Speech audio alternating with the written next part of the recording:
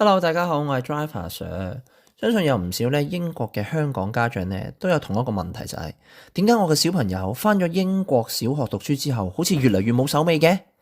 啲玩具又唔收啦，外套又掉喺地下啦，書包就咁放喺門口，食完嘅嘢又唔執喎。甚至有人問：喂，究竟英國學校有冇教小朋友自理能力㗎？老實講，一開始我都以為小朋友懶。直到我去咗幾十間嘅英國小學代課之後，先發現原來問題根本就唔係出現咗喺小朋友身上。我去過呢幾十間小學，有一個現象，幾乎每間學校都見到，就係佢哋嘅課室地下係非常之亂，有文具啦、紙啦、玩具啦等等。尤其是係 nursery 同埋 reception， 我成日同啲朋友講笑，我去呢兩級代課主要都係做3件事啫：一就係執緊嘢，二就係去緊執嘢，三就係叫緊人執嘢。喺香港，所有老師都會教學生用完一樣嘢先收拾好，再攞第二樣出嚟。但係英國好多學校都唔係，學生玩完積木放低就走去畫畫，畫完畫掉低啲顏色筆就攞本書去睇，睇完書又就咁放低又做其他嘢。英國嘅老師通常唔會要求學生即刻收拾，係等成個活動完晒啦，先再邀請全班一齊執。但係真正嘅情況往往就係乖嗰啲同學咪聽你講去執嘢咯，唔乖嗰啲其實自己繼續玩。可能你會覺得reception 同 nursery 嗰啲小朋友係咁噶啦，大啲就會好噶啦。原來又唔係喎。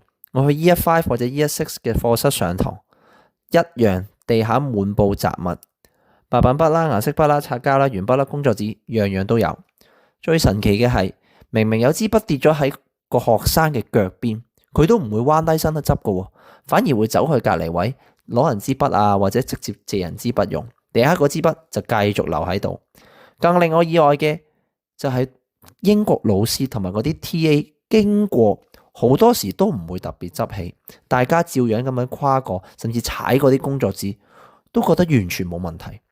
另外個重災區就係嗰啲學生掛外套同埋書包嘅地方。我經常見到嗰啲外套啊、冷帽啊、手套嗰啲全部跌晒落地下，但係嗰啲學生照樣掂行掂過，踩過人件衫又有咁樣。唔係學生，老師都係咁，好似冇人覺得有問題。慢慢我開始發現呢個未必係學生嘅問題，係整個校園嘅文化本身就冇香港咁重視有手尾。課室以外另一個重災區就係操場。有一次我見過學生借完學校嘅網球拍同同學玩，玩完之後佢竟然隨手將個網球拍同啲網球就咁掉喺個操場正中心。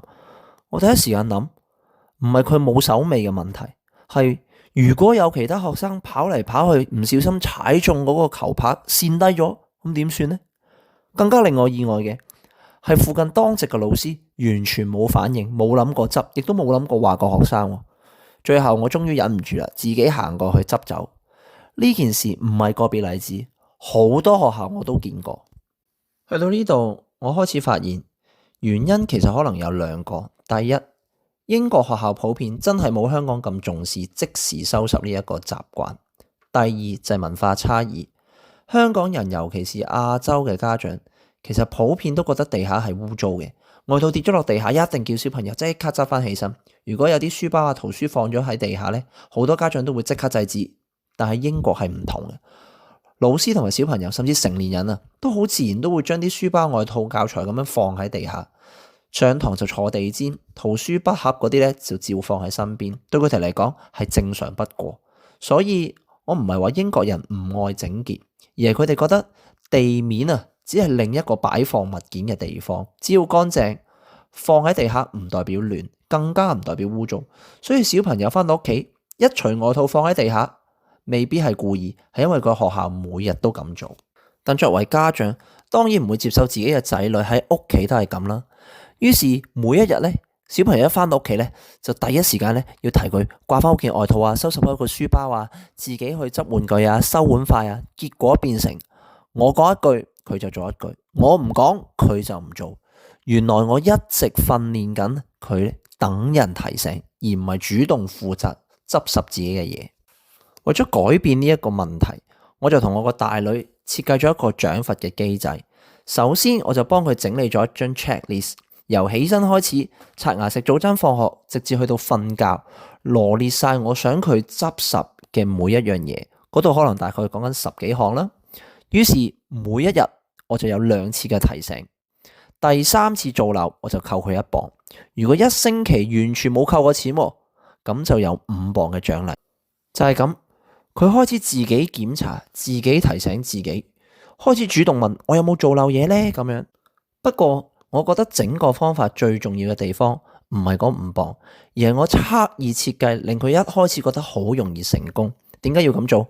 因為好多家長一開始就將要求定得太高，今日又唔可以唔記得掛外套啦，聽日又唔可以唔記得執書包，後日所有嘢咧就要完美。結果小朋友做咗幾日開始 keep 住失敗，就會慢慢覺得，唉，我都做唔到，算啦，唔玩呢個遊戲啦。所以我第1個星期故意將要求降低，每日俾2次提醒嘅機會佢，即使做漏咗1樣，做漏咗2樣，仲有改正嘅機會。我希望佢第1個星期就可以攞到嗰5磅，因為我要俾佢知道，原來佢係得噶。當小朋友有咗成功感之後呢，有信心就慢慢可以增加難度。所以第1個星期佢真係成功攞到嗰5磅，第2個星期又做到，到咗第3個星期啦，我就開始加強要求。每日咧由2次嘅提醒減到變1次，之後仲慢慢加入更加多嘅項目，等佢一步一步提升佢嘅要求，而唔係第1日就要求佢做到100分。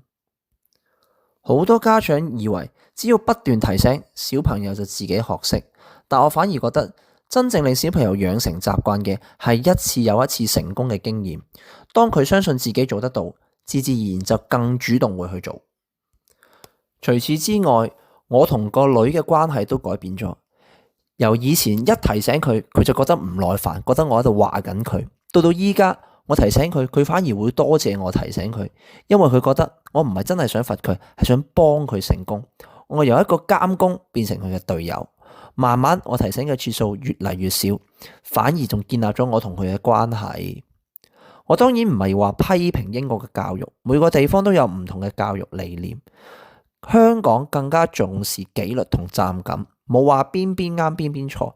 但如果你都希望自己嘅小朋友將來做嘢有手尾有責任感，我都覺得你需要刻意培養，因為好嘅習慣唔係自然形成，係要日積月累慢慢建立。唔知你有冇其他培養小朋友自理能力嘅好方法呢？歡迎留言分享啊！如果你中意今日呢段片嘅內容，都歡迎你 like、share 同 subscribe 我嘅 channel。我係 Driver Sir，下次見，拜。